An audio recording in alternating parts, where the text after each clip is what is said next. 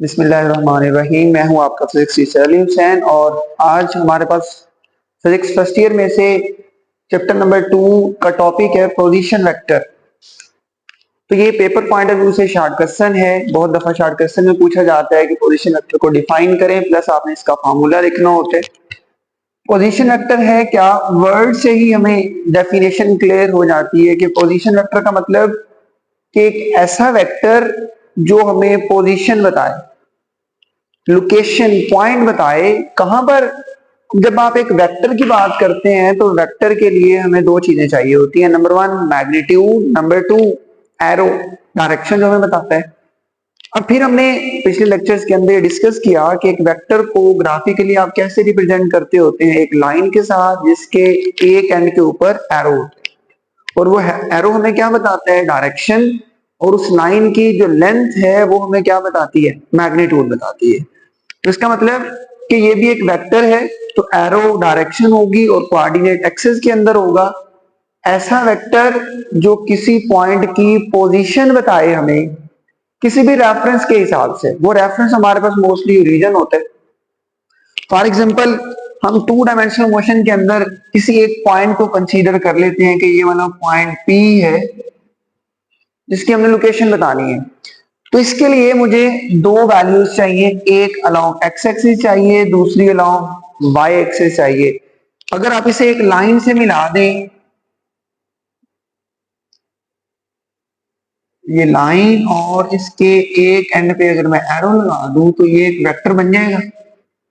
और ये vector basically क्या कहलाता है, पोजीशन वेक्टर। ऐसा वेक्टर जो किसी पॉइंट की पोजीशन बताए, लोकेशन बताए विद रिस्पेक्ट टू ओरिजिन। ये पॉइंट कौन सा है, ओरिजिन, जहां पर दोनों कंपोनेंट्स की वैल्यू 0 है।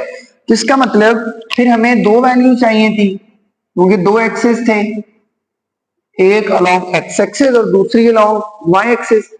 तो मैं कहता हूं जो एक्स एक्सिस के लॉन्ग वैल्यू है उसे आप कंसीडर कर लें कि वो ए कोई भी नंबर हो सकता है और वाई के लॉन्ग वैल्यू बी, ये भी कोई भी नंबर हो सकता है। फॉर एग्जांपल मैं कहता हूं जी पी पॉइंट के लिए वैल्यू, तो इस पी के लिए फिर क्या बनेगी, ए एंड बी। अब ए बी क्या चीज है, ये भी हम ऑलरेडी डिस्कस कर चुके हैं कि A B are the coordinates. Coordinates क्या होते हैं, वो नंबर्स जो हमें कोऑर्डिनेट एक्सिस के अंदर किसी पॉइंट को लोकेट करने में हेल्प आउट करते हैं, जो उसकी पोजीशन बताते हैं। वो नंबर्स बेसिकली क्या कहलाते हैं, कोऑर्डिनेट्स। तो ऐसा वेक्टर जो हमें किसी पॉइंट की लोकेशन बताए प्लेन के अंदर या फिर वो स्पेस के अंदर हो with respect to some reference point, और वो रेफरेंस पॉइंट हमारे पास कौन सा है, ओरिजिन है। तो ओरिजिन से ये पॉइंट कितना दूर है ये हमें ये लाइन बताएगी, और ये एरो और लाइन एरो ये दोनों मिलकर एक वेक्टर बनाते हैं। तो ऐसे वेक्टर को हम क्या नाम देते हैं, पोजीशन वेक्टर का। तो जब हम बात करें प्लेन के अंदर, तो प्लेन के अंदर सबसे पहली बात हमें पता है कि जब हम प्लेन की बात करेंगे तो हमारे पास दो एक्सिस होंगे।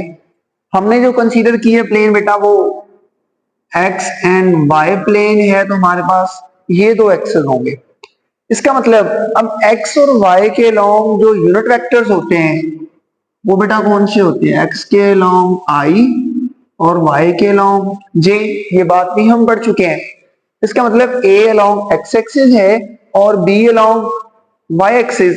तो फिर ये वेक्टर किस तरह से लिखा जा सकता है, तो position vector r can be written as a और साथ में यूनिट वेक्टर कौन सा आएगा, आई, क्योंकि अलॉन्ग एक्स एक्सिस है, प्लस बी यूनिट वेक्टर कौन सा आएगा, जे।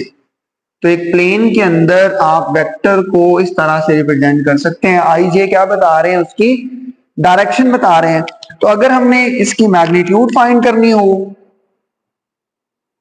तो मैग्नीट्यूड किस तरह से फाइंड होगी। अब मैग्नीट्यूड के लिए हमारे पास फिर वही पाइथागोरियन थ्योरम है। तो आर की मैग्नीट्यूड हमारे पास इक्वल आएगी R square is equal to base का स्क्वायर प्लस बी स्क्वायर। तो यहां से आर मैग्नीट्यूड इक्वल आ जाएगी a square plus b square.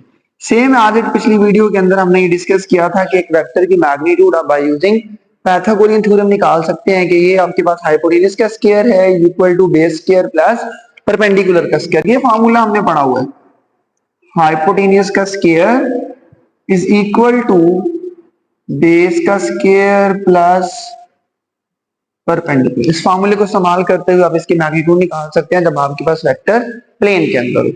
अब अगर यही वेक्टर 3 डायमेंशन में हो तो इसको हम लिख सकते हैं कि इन स्पेस, क्योंकि जब भी बेटे आपके पास 3 डायमेंशनल मोशन आएगी तो इसका मतलब हमारे पास एक्सेस कितने होंगे, 3, एक्स वाई और जी। अब यहां पर अगर मैंने एक पॉइंट मेंशन करना है तो इसके लिए मुझे जरूरी है 3 पॉइंट्स, एक along x axis, y axis और तीसरा जी एक्सिस। तो मैं फिर इस पी पॉइंट को लिखता हूं ए, बी और सी। अब यहां पर ए बी सी ये सारे के सारे कोऑर्डिनेट्स हैं, वो नंबर्स जो हमें इस पॉइंट की लोकेशन बता रहे हैं। लेकिन जब आप इस पॉइंट पी को ओरिजिन से मिला दें,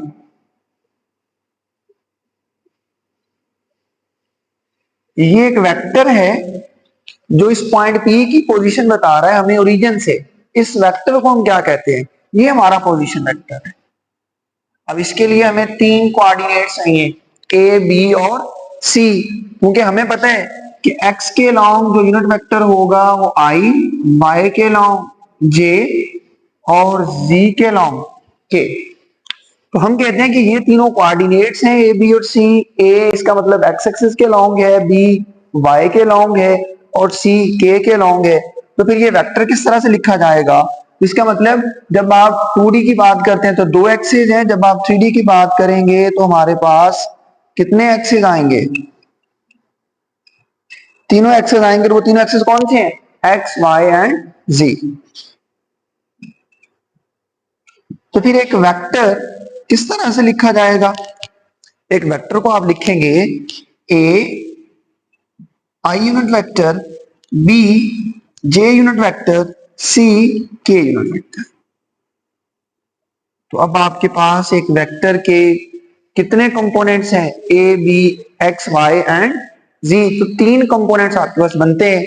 ए अलोंग एक्स एक्सिस है, ए वाला जो पार्ट है ए मैग्नीट्यूड है किसके लॉन्ग, एक्स एक्सिस के लॉन्ग, बी वाई एक्सिस के लॉन्ग, सी किसके लॉन्ग है, जी एक्सिस के लॉन्ग, क्योंकि यूनिट वेक्टर हमें उसी की डायरेक्शन बता रहे हैं।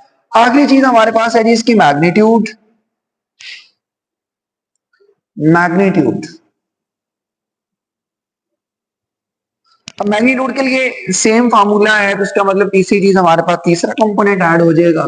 तो आर को डायरेक्टली हम लिख सकते हैं कि आर हमारे पास इक्वल है a square plus b square plus c square. तो ये हमारे पास मैग्नीट्यूड आ जाएगी। स्पेस वाले केस में तो आपके पास एक वेक्टर के 3 पार्ट्स हैं, ए बी एंड सी, तीनों एक्सिस इन्वॉल्व है। जब 2D की बात करेंगे तो हमारे पास 2 एक्सिस इन्वॉल्व होंगे, तो 2 कोऑर्डिनेट्स होंगे। 3 एक्सिस इन्वॉल्व है तो आपके पास 3 कोऑर्डिनेट्स होंगे, और तीनों कोऑर्डिनेट की बेस पे आप एक वेक्टर को इस तरह से लिख सकते हैं। ये कोई भी वैल्यूज हो सकती है, 1 2 3 एंड सो ऑन, कोई भी वैल्यूज हो सकती है। यहां पर भी आप कोई भी वैल्यू पुट कर सकते हैं। एंड आप याद रखेंगे कि जो पोजीशन वेक्टर है वो ये डिपेंड करता है कोऑर्डिनेट एक्सिस के ऊपर, कोऑर्डिनेट सिस्टम के ऊपर। जो आपके पास पोजीशन वेक्टर है वो कोऑर्डिनेट सिस्टम पे डिपेंड करता है। अगर आप कोऑर्डिनेट एक्सिस को चेंज कर देते हैं तो पोजीशन वेक्टर भी क्या हो जाएगा, चेंज हो जाएगा। जैसे ही आप कोऑर्डिनेट एक्सिस चेंज करेंगे, रोटेट करवा देते हैं इस प्लेन को, अगर आप इस प्लेन को रोटेट करवा देते हैं तो इसका मतलब जो आपके पास पोजीशन वेक्टर है वो भी क्या हो जाएगा, चेंज हो जाएगा। इसका मतलब कि पोजीशन वेक्टर डिपेंड करता है कार्टेशियन कोऑर्डिनेट सिस्टम के ऊपर।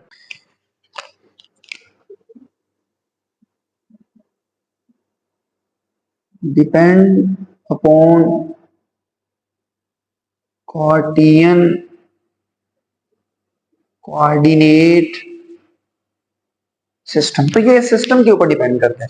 अब जरूरी नहीं है कि आपने एक्स वाई प्लेन ही लेनी है, आप इस प्लेन को चेंज भी कर सकते हैं। तो ये पोजीशन वेक्टर, अगर मैं बेटा एक्स वाई की बजाय वाई जी प्लेन ले रहा हूं तो मेरे पास क्या कंपोनेंट आएगा, बी जे प्लस सी के।